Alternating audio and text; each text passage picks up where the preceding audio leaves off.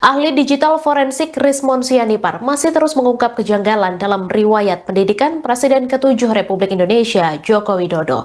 Terkini, Rismon mengungkap temuannya ketika mengunjungi lokasi kuliah kerja nyata atau KKN Jokowi saat masih menjadi mahasiswa UGM.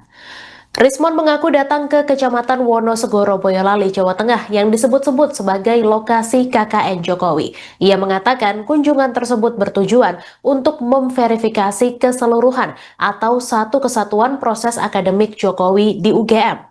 Menurutnya, jika salah satu proses akademik itu tidak terverifikasi, maka cara mendapatkan ijazahnya pasti tidak benar.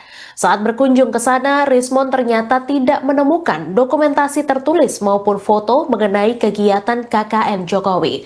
Kepala desa setempat juga mengaku tidak tahu menahu soal kegiatan KKN Jokowi sehingga Rismon merasa hal tersebut janggal. Atas dasar itu, Rismon mempertanyakan simpulan Dirtipidum Barreskrim Polri yang menyatakan Jokowi KKN di Kecamatan Wonosegoro. Melihat atau memverifikasi keseluruhan satu kesatuan proses akademik dari Pak Joko Widodo, ya kan, bahwa ada ijazah, tentu ada skripsi, tentu ada KKN di UGM itu sampai sekarang, ya. Apalagi dulu yang proses akademiknya jauh lebih ketat di UGM.